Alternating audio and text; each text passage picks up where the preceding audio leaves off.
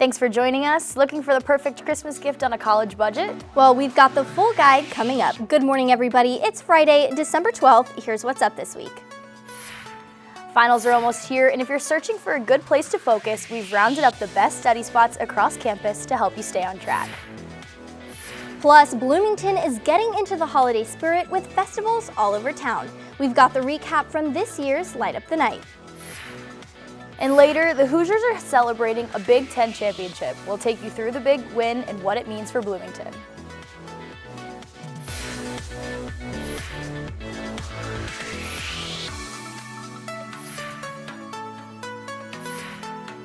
Good morning, everybody. Glad to have you with us. I'm Teegan Emerson. And I'm Grace Marocco. It's the last show of the semester. End of the year is coming, which means Spotify Wrapped is finally here. Oh, I was nervous what that was going to be like, but I actually mine was good this year. Mine was a little twisted. I don't really know what was going on. I don't think that's representative of my vibe this year.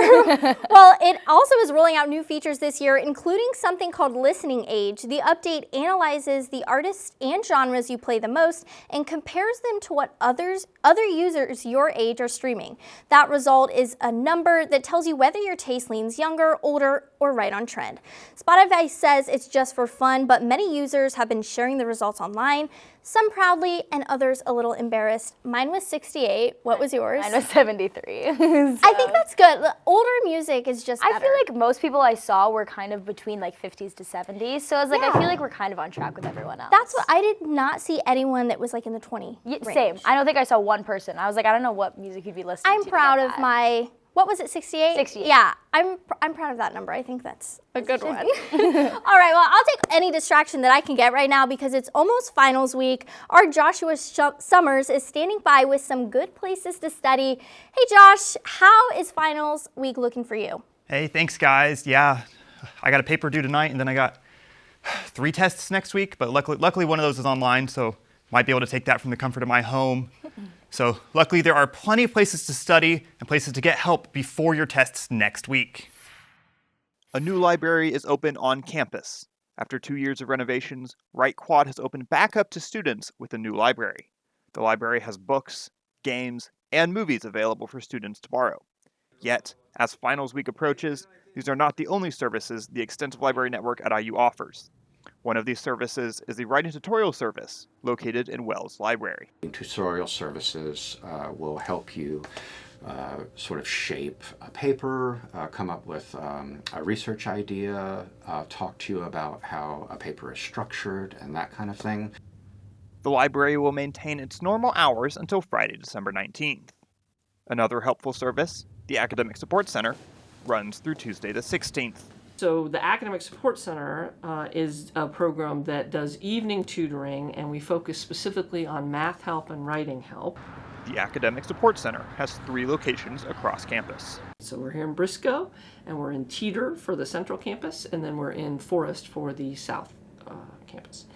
Dr. Leslie Robinson is the director of the Academic Support Center and believes that self-care during these stressful times is critical. Be sure that you are resting enough and getting enough sleep and taking care of yourself so that you're in your best shape going into the final. Librarian Michael Courtney encourages asking for help. My top number one suggestion for students is that you can ask your questions to the libraries, and you can ask anything. Librarians are here to help. These services are free to IU students and can be utilized year-round. These are some of the resources and spaces available to students year-round. Good luck on your finals, and back to you at the desk. All right, thanks, Josh. After all that studying, you definitely deserve a little holiday fun. Edith Morales is here to tell us a little bit more about how you can do that. Hi, Edith. Hey, guys. How are you guys today? Amazing. Ready for Christmas break? Ready for winter? I'm excited. Yes, me too. I'm so excited. But the start of the holidays kicked off at IU this past week with Light Up the Night, an annual lighting event of the Indiana Memorial Union candles, bringing community and festive spirit to students and families. As the holidays approach, finals approach too. Light Up the Night was a place for students to be able to ice skate, shop at the winter market, and count down for the candle lighting. Performances like the Red Steppers dance team, Ladies First a cappella group were able to make an appearance to light up the night. I think it's really cool how everybody's able to come together and do a bunch of different activities. I mean, there's amazing singing going on and like so much to do. There's ice skating, shopping. So I just think it's a really great way to like meet new people and just kind of hang out with friends. A tradition that has been going on for over 50 years, where students can celebrate one of IU's best holiday traditions. Students were able to have fun and enjoy a place where they can feel less stressed out about finals. I think it's a really great outlet to like, get away from all of the studying and like the testing, and it's a great way to, let yourself go and have some fun.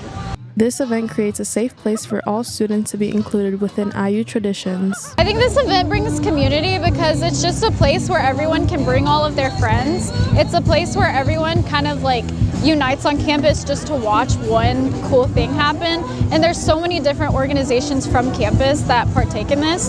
So it's really just like a really cool thing for the whole campus just to really be united. And there's so many different interests that are here too. So it's really for everybody. The IU Union's board's goal with these events are for students to create community and feel less overwhelmed during finals. I think this event is like almost like a last hurrah before finals week really starts. And it's just really good to get us into the holiday season, kind of just providing a little bit of excitement before the weeks to come. In Bloomington, Edith Morales, IUSTV. Students across Bloomington are bundling up and heading out to help their neighbors through a program called Snow Buddies. The volunteer group pairs students with local residents who need help clearing their driveways and sidewalks. Organizers say it not only supports people who can't safely shovel on their own, but it's also a meaningful experience for the volunteers themselves. And then it's really meaningful for the volunteers as well. It gives you a chance to get connected in your neighborhood, to meet someone new, and then just to know that you're helping someone in a really concrete way. And then obviously it's great exercise. It's a way to get outside. Snow Buddies is preparing for the next round of winter weather and says they're always looking for more helping hands. To sign up or request a Snow Buddy yourself, go to the Snow Buddies website. If you're looking for a seasonal job, it may be harder to come by this year. A recent survey by the National Retail Federation found stores are expected to hire fewer workers this holiday season, up to 40% less.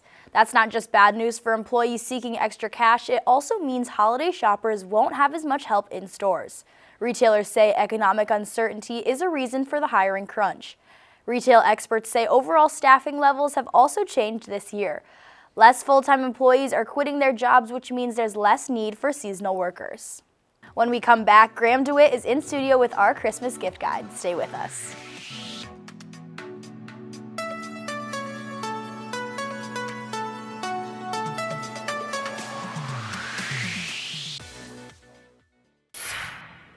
Welcome back. Looking for the perfect Christmas gift without breaking the bank? You're in luck because today we're sharing a gift guide full of ideas. That's right, our Graham DeWitt is here to help. Hey, Graham. Hey guys, I imagine plenty of you have already finished your Christmas shopping, but for those of you that haven't, I've got you covered with some splendid last-minute gifts you can go out and get just in time. To start off, here's one that's easy, simple, and versatile, the gift card. You can find gift cards at just about any convenience or grocery store out there, or you can purchase them online and save the code. And a gift card can also be personalized. That's the beauty of it. You can get almost any amount of money on it, and almost any restaurant or store has one that you can gift. You really can't go wrong here. But if you're looking for something that's, say, a little more original, maybe some sweet treats is the way to go. It's always great to enjoy those Christmas cookies every year, and packaging some up to share is just as fun. Or if you're not a baker, going out and buying some sweets is a great option too. Next up, let's talk about decor. Everyone wants their room and living space to feel homey, and Christmas is a great time to give a gift from that department. Something like a throw blanket or desk lamp is a nice present, and it also has practicality. But if you want to go purely decorative, here, like say some sort of like wall decoration like a poster is a good way to go. I know personally I'd like one that says IU football Big Ten Championship. But speaking of IU football, the Mendoza brothers did a partnership with JLab a couple months ago, and that leads me right into my final part, looking at some tech. Maybe some headphones or a portable speaker is a great way to show up for the season of giving. Besides, who doesn't love having another device to listen to music from? So, whatever route you're looking to go this Christmas, these are some great options. Now, at this point in time, I personally would recommend shopping in person before you look online. Because of how many people are buying from Amazon or other online retailers, you're likely going to encounter delivery delays if you choose to go that direction. But that's all I've got for you. Grace, Tegan, have you guys finished up your Christmas shopping yet? Well, I'm trying. I have a major delay on my package, Graham, so you're right. It's 5 days late. I don't even know if it's coming anymore, so. I honestly haven't started my Christmas shopping yet, Tegan, and I'm you're really late. scared. I know. You only have, See, I can't really like a afford week? to buy anything right now anyway, so I was gonna make everything. See, that's a good idea. I'm not artistic, And so then like, it's it'll personal. be like from the heart. Well, you can make cookies or like cake pops I'll or do something like that. I can do the sweet treat is actually a really good it's idea. a good idea. All right, well, what's better for Christmas than a Big Ten championship with the Hoosiers? That's right, we're talking all about the Indiana Hoosiers' big win. Stay with us.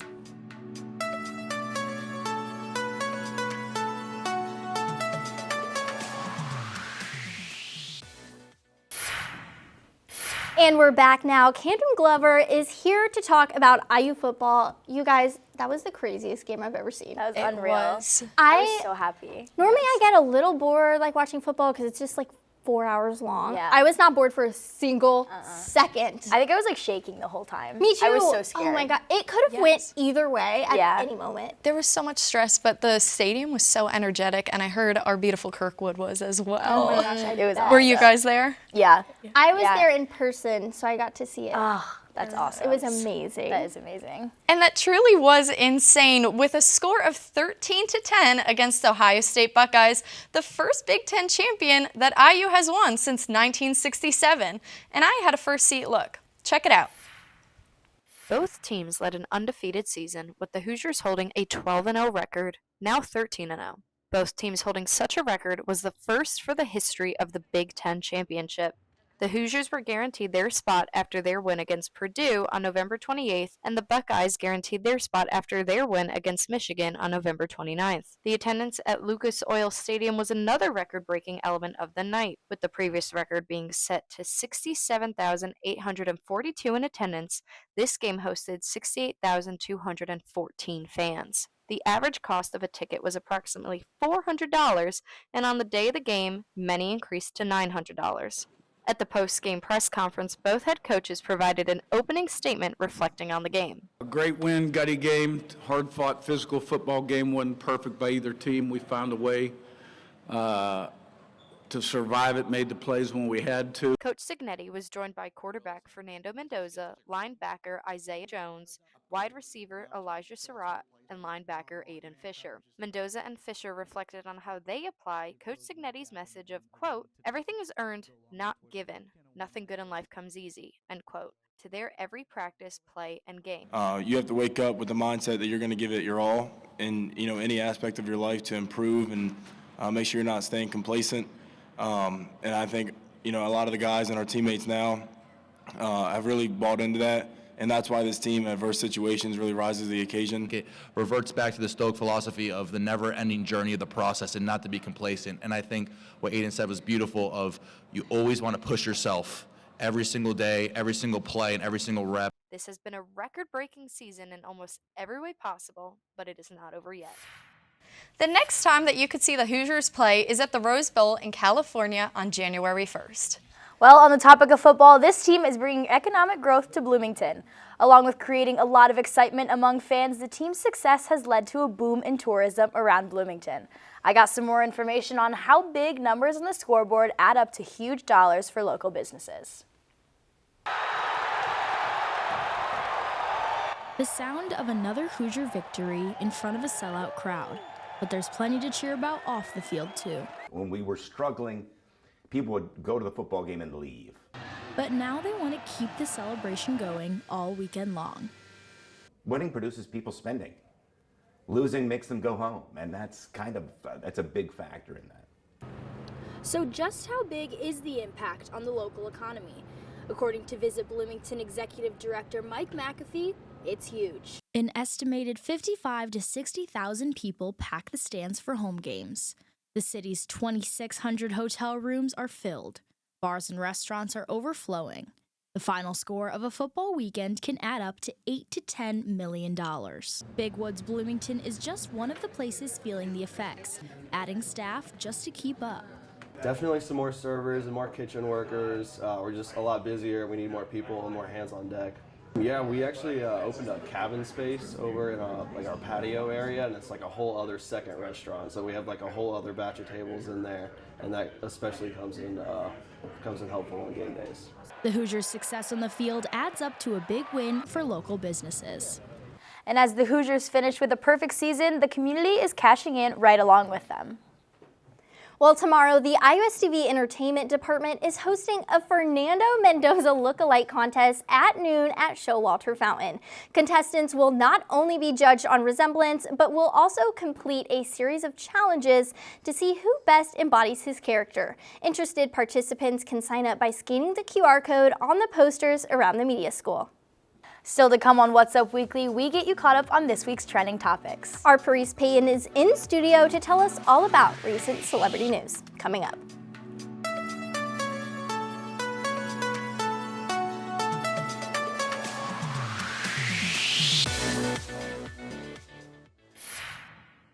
Welcome back. I'm Paris Payton, and here's this week's trending topics. Justin Trudeau and Katy Perry are now Instagram official. The pop star posted a few photos of them over the weekend, clearly confirming the months-long rumors that they are in a relationship. The photos feature herself and the former Canadian Prime Minister posing cheek-to-cheek and eating sushi while eating Japan for her world tour. It came 3 days after former Japanese Prime Minister Fumio Kishida appeared to hard-launch the couple's relationship when he posted a photo on X of them alongside himself and his wife and referred to Perry as Trudeau's partner in his caption. Netflix is making its biggest play yet, with the company announcing Friday that it has come to terms with a deal to buy Warner Brothers Discovery. The total price tag, $72 billion and debt. WBD, which is the parent company of CNN, is splitting the company into a pair of publicly traded halves. Once that is finalized, Netflix will take the Warner section, while the other half, named Discovery Global, will keep CNN and other cable channels. Paramount had appeared to be the front runner at the bargaining table over the past few weeks, but sources close to the situation say Netflix's two proposals this week were bold.